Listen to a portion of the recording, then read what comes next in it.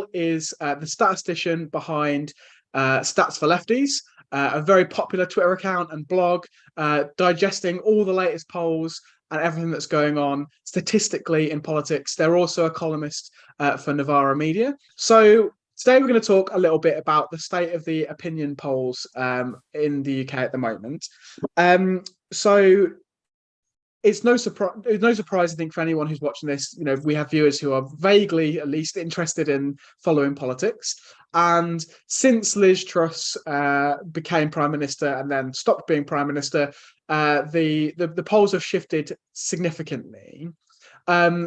Labour are well ahead in the opinion polls at the moment. I wondered if you could give us a flavour of what's going on at the moment across the various different polling companies and what you think that means in terms of if they were repeated at a general election. So are we heading for a Labour landslide government? Well, those are two separate questions. Like, there's the polls at the moment, and then there's what would happen in 2024. So at the moment, the average of opinion polls suggests that Labour would win by 20%, a 20-point margin. Labour 47%, Tories 27%, which is obviously a gigantic swing from 2019 when the Tories won the popular vote by 12 points. And that would produce a Labour overall majority of 90 seats, with Labour winning 370 seats, which is the most since 2001. And that is, you said it was a huge shift from before Liz Truss. It's been a little bit of a decline. At the peak of Labour support, they were, my hands in the way.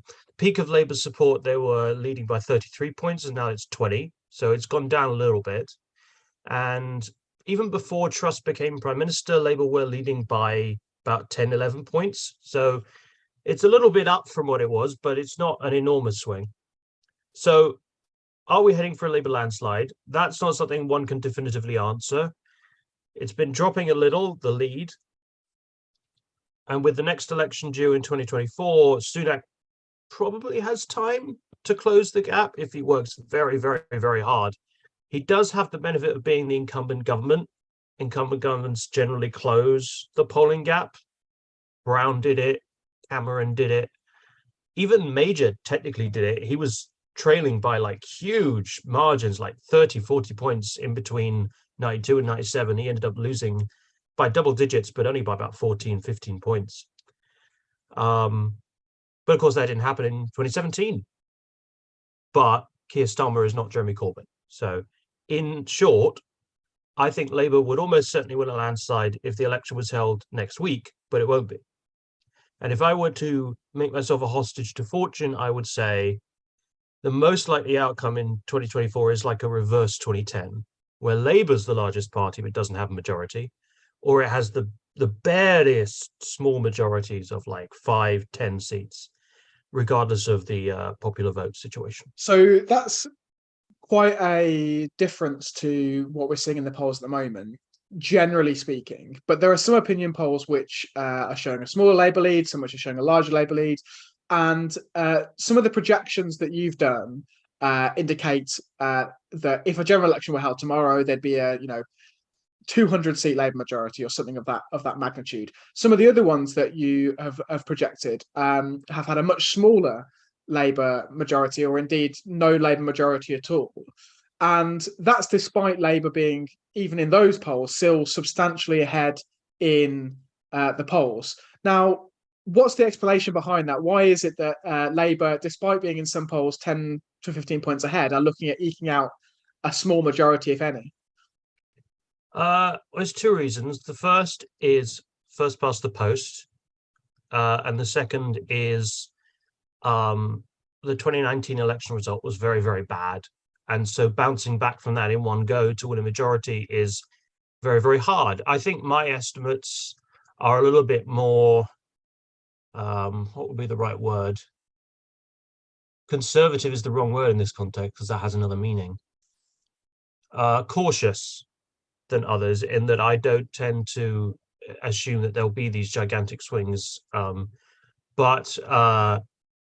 Yeah, so one of the surveys shows Labour leading by 11 points and not winning a majority, and people find that difficult to believe. But I would remind people that in 2010, the Conservatives won by 7 points, which is not a small margin, and they still didn't win a majority. These things happen, particularly if you have this situation where Labour was very, very far behind, and they've now got to go to win a majority.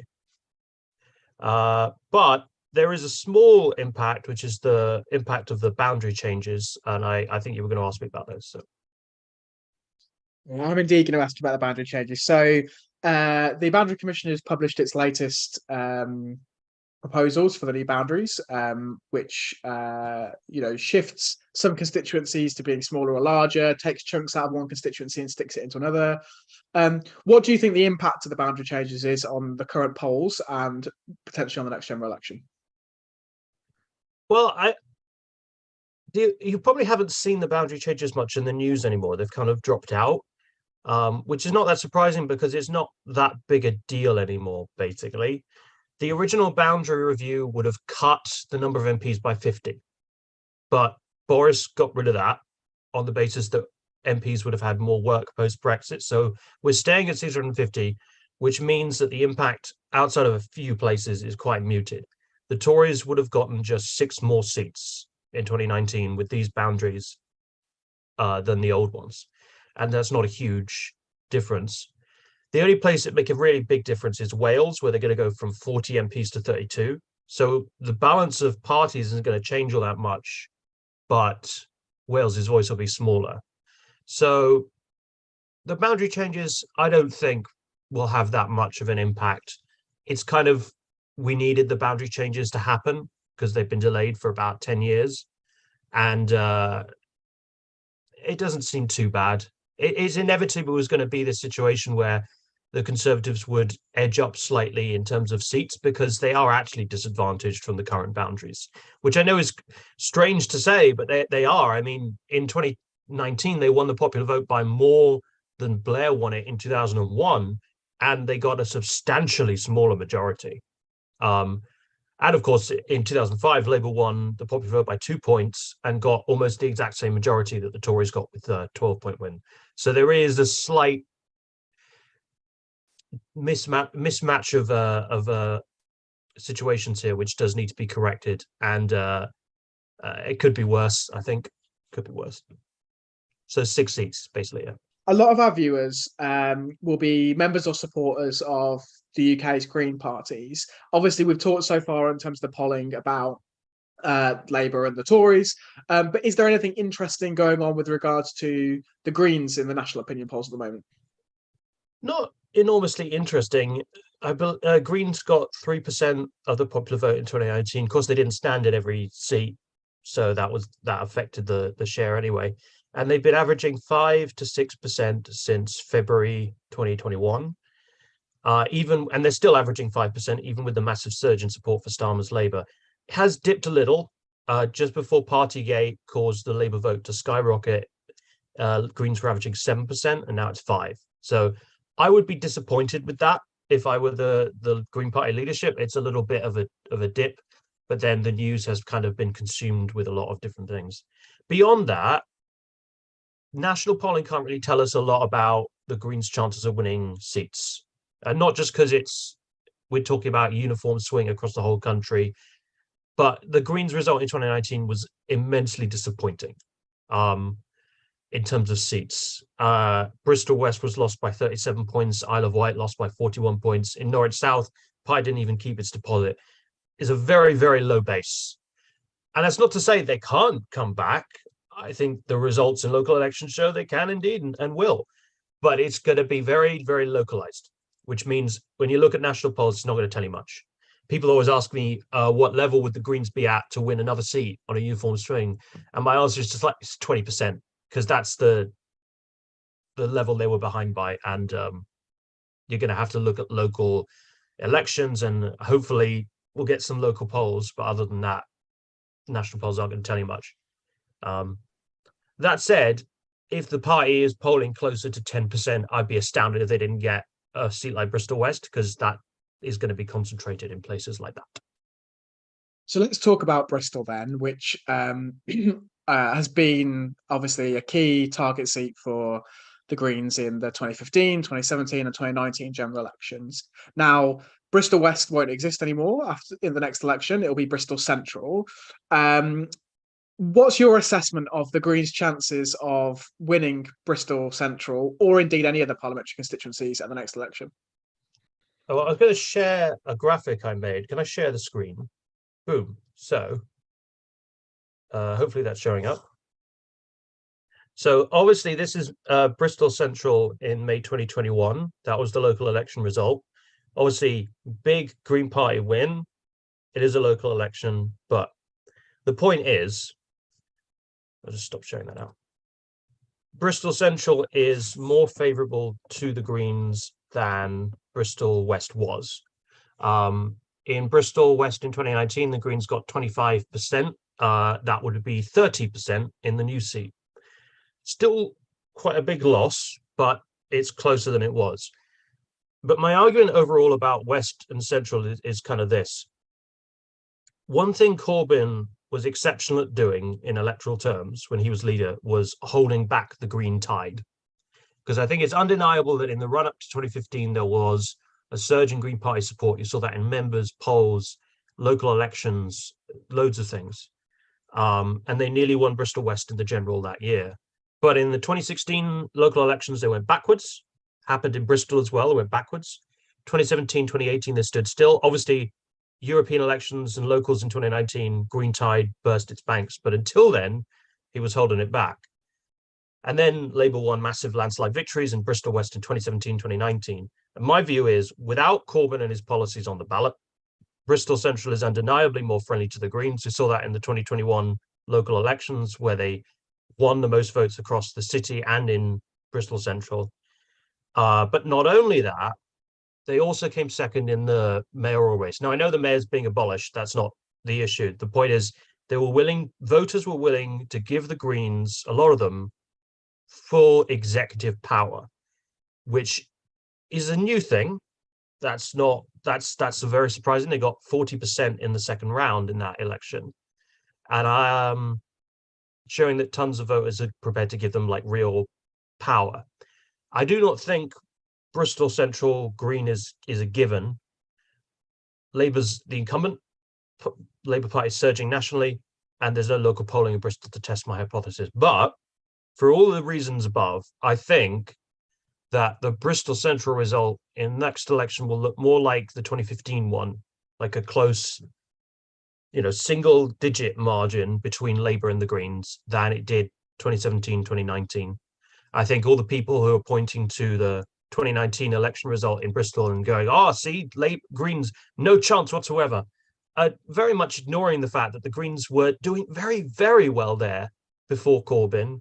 And it was exactly the kind of seat where Corbynism went down brilliantly. And exactly the kind of seat where Starmerism will go down like a bucket of cold sick.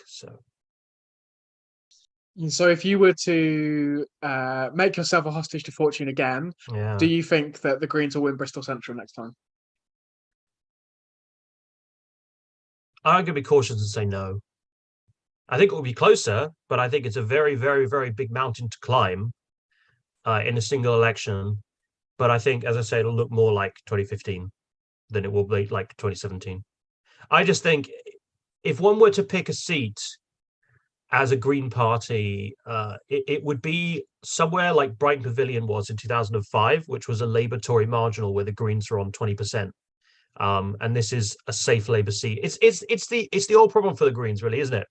All the places where they're strongest are places where Labour have rock solid, massive majorities, like Hackney or Norwich or Oxford or Bristol. Even they're doing better in places like Sheffield, but that doesn't even make much of a difference because the Labour's got such a big margin. So the only hope they kind of have is if the Labour vote is on the downswing, and it's not really doing that at the moment. So I'd say realistic assessment is good chance of improving the Green vote share in Bristol Central, but not dethroning Thangam Debonair. So we've had some questions come through in the chat. I'm going to take a few of the ones that are about the Greens first, and then move on to some that are about Labour. But before I do that, just a reminder, folks watching, please do stick questions in the chat, and we'll try and come to as many of them as possible. So Ben Samuel has given us a couple of good questions. I'm going to take them in a second, but before I do that, I'm going to come to a question from Alexander Salons. Now, Alexander asks, what do you think of the Green Party's chances in the next set of local elections? Well, I believe you and I had this conversation on my podcast, actually, and you made the very good point that the last time these seats were up for election was in 2019, when the Greens gained 195, nearly, what was it? Yeah, 195 council seats, which was unprecedented, astounding, never been done before, and hasn't been done since. They've done very well since, but not that well. And so it'll be a case of trying to hang on to those incredible gains. And if they hang on to most of the gains that they kept in, they won in 2019, that'll be an exceptional performance. It's a tall order. I don't see them gaining the kind of like big numbers they've been gaining in 2022 and 2021. But I don't see any evidence that the Greens are dramatically down from where they were in May 2019, because they were polling about the same then as they are now. But I would expect to see some of the Green gains in those Tory Shire counties go back, because that was a case of like protest voting, where I think my theory is a lot of those Tory shires voted Green because they just hated the Tories at the time and were voting for anybody who wasn't Labour. And I think that now that the Tories have a sort of conventional Conservative leader who isn't dramatically unpopular, some of those will go back. So I think maybe, surprisingly, we might see a few Green losses, but in the context of having gained nearly 200 last time, it's a pretty good performance, I'd say. You said you've said there that we might see Green losses in Tory areas. I guess just to push back on that a little bit, maybe question that somewhat. In 2019, the Tories weren't polling great, but at the moment they're polling terribly. And we've also seen over the last year the Greens winning a significant number of council by-elections from Tories throughout the last year. So is it not the case that actually in this set of elections, with Labour polling extremely well nationally, the Tories polling badly nationally, that actually the Greens' prospects in the next set of local elections might be better placed up against Tory opponents rather than Labour ones? They might. I guess I'm just thinking about those local specific areas where Greens benefited from being the only non-Labour opposition on the ballot. Bear in mind as well that Keir Starmer's Labour Party is substantially more popular amongst Tory voters than Jeremy Corbyn's Labour Party. So they will also be the beneficiaries of voters who were just trying to kick the Tories when they were down. I guess, as I say, I'm being cautious in my predictions for that. I would be very surprised if we saw, 100, 200 gains for the Greens. But I wouldn't expect like net losses overall. I'm just saying in some of these Tory areas, I wouldn't be surprised to see them going back to the Tories. So we've got a couple of questions from Ben Samuel. I'm going to take both of them and then see if anyone else has got anything they wish to pop in the chat. But another one on the Green Party, and this time specifically about the London Assembly and the next set of London Assembly elections, which will be 2026, I guess, so a long way off. So, realistically, so much could change in the next 3.5 years that it's an interesting thing to start predicting.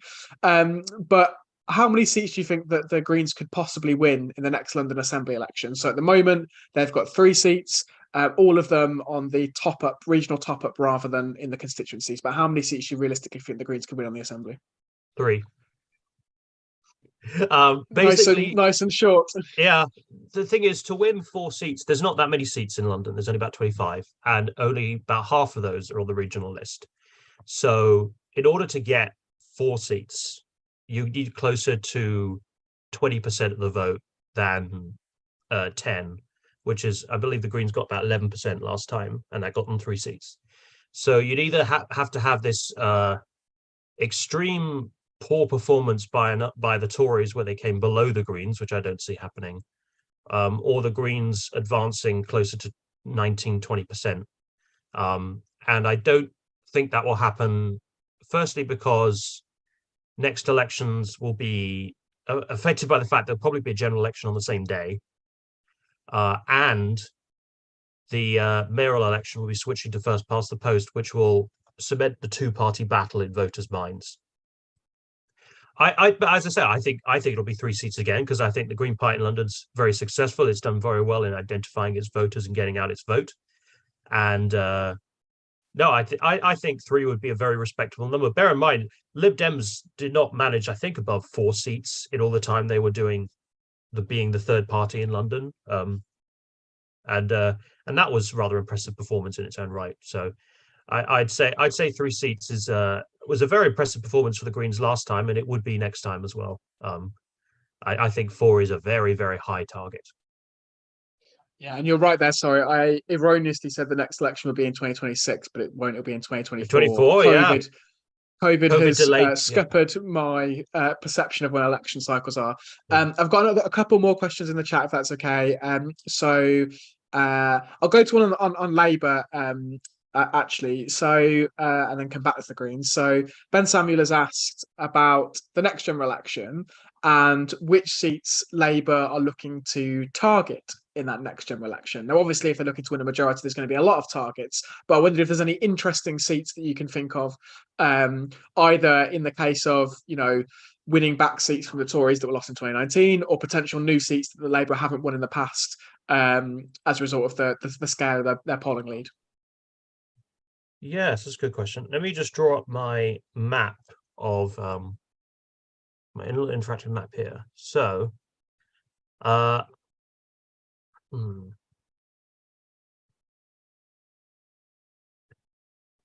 would say the seats in Cornwall, because those are the sort of unusual areas where Labour performed well in 2017 and 2019. They made a huge advance in Camborne and Redruth and Truro and Falmouth in 2017, and they kept that second place close finish in 2019. Capturing those would be a huge inroad for Labour into areas that have traditionally been Tory Lib Dem and mostly just Tory in the south. And to win an overall majority without Scotland, Labour needs to win long-time Tory or Lib Dem seats in the south of England. And so, St Austell and New Quay, Truro and Falmouth, Camborne and Redruth, these are like critical areas for Labour to be targeting in 2024. But also in, hang on, there are quite a few seats in London. Sorry for the stuffy note.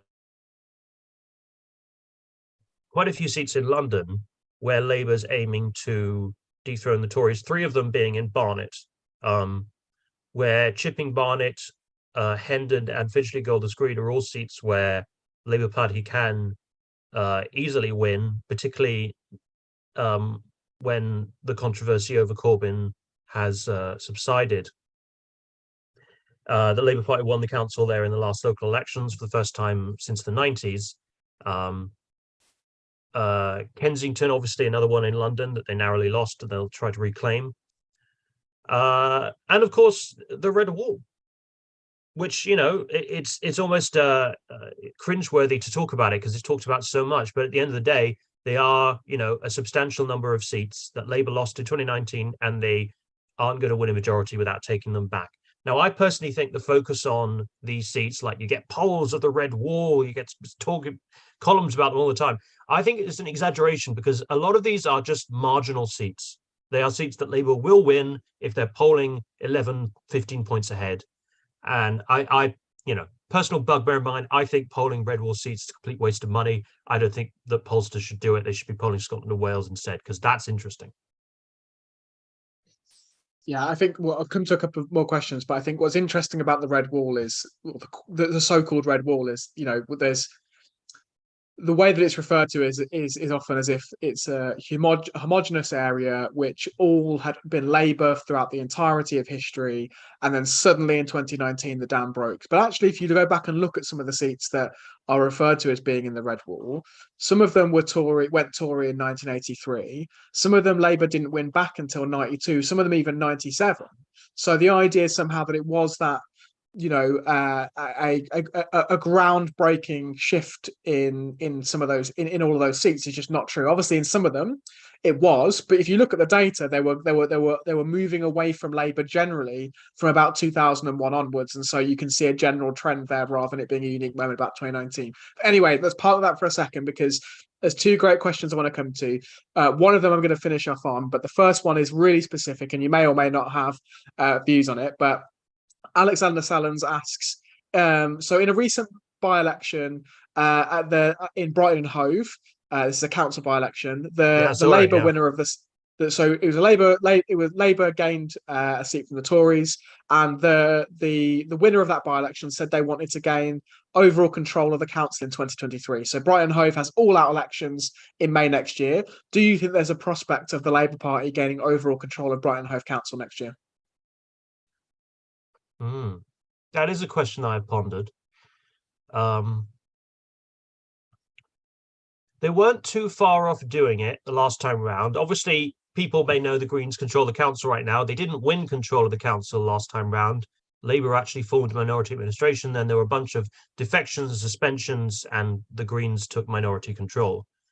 And so the Greens are kind of going into this from a much weaker position than last time round, when Labour was quite some distance behind them when they the last held the council.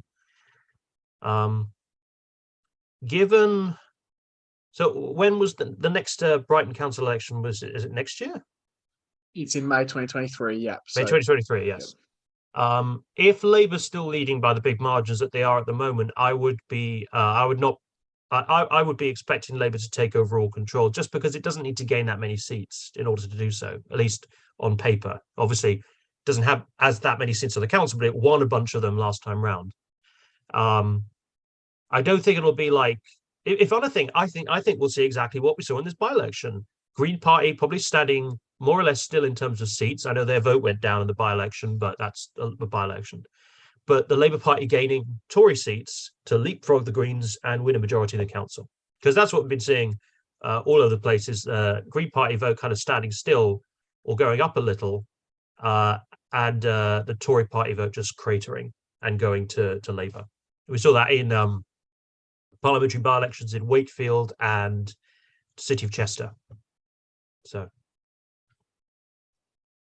a fascinating assessment there. I'm sure many of our viewers will be holding you to that and judging your predictive skills come May. No, it's okay. When it comes to Brighton. Red Brighton, it wouldn't be too surprising. It is a Labour Green marginal city, and I'm sure the Greens will win the Brighton Pavilion constituency. It's the other parts of the city. I mean, bear in mind they're both Labour seats, so it's not as green a city as I think it's depicted as in some of the media commentary. They've got safe Labour seats neighbouring Caroline Lucas's. So the last question I've got for you is one on a topic that you've written about quite recently. So obviously, in recent weeks, the Labour leadership have said that they can't see a world in which Jeremy Corbyn stands as a Labour candidate at the next general election. There's lots of speculation that Jeremy Corbyn will be standing as an independent in Islington North next time around.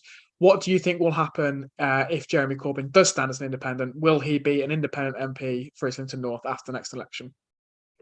I think he will, and I think that it's more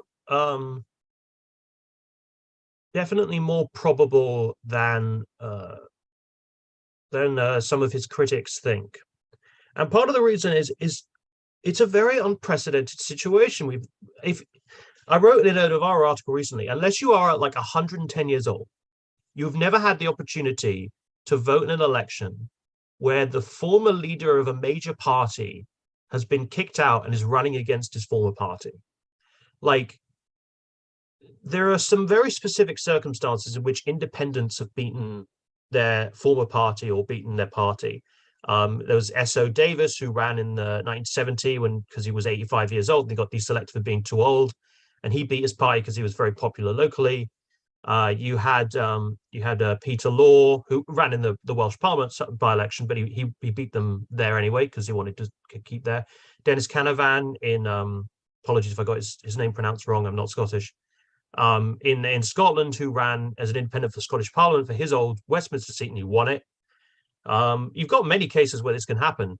And of all the people who could possibly win their seat as an independent, I'd say the guy who's been the MP for it's like close to 30, 40 years, and the guy who has like a very strong approval rating amongst Labour voters who make up most of his constituency. Add to that the fact that Islington North is very geographically dense, which means campaigning is a lot easier. It's a lot easier for Corbyn to know everybody. And then just the fact that he is a much better MP than most people are. Like, he is more attentive to his constituents and their needs than some MPs have been over the years. And he's been doing exactly that for the last few decades. And then the final point is, who's going to run against him? There ain't going to be anybody from the local area, is it? Because they like him. They wanted him to stay. And so it's going to be some Luke Akehurst clone parachuted in from on high, and they're going to get like absolutely destroyed. The only fly in the ointment, I'd say, is that there's definitely the possibility that Lib Dem and Tory voters could tactically vote for the Labour candidate. So they might lose a bunch of Labour votes to Corbyn, but gain a bunch of right-wing votes from those people. So that's the only fly in the ointment. And of course, the fact that the Greens will probably run and split the sort of lefty ecological vote. Not that I'm berating them for doing so, different party, different politics, but that will probably happen. So, but I am very much convinced that of all the people who could win their seat as an independent, Corbyn is one of them. There are people who have done it in the past few decades, and they've had much less favourable circumstances than Corbyn. He'll have enormous media attention, which is exactly what an independent wants. And he's the only guy who could get 100% name recognition. We'll walk up to a person on the street in Islington North and they'll say, do you know the name Jeremy Corbyn? And they're like, yeah.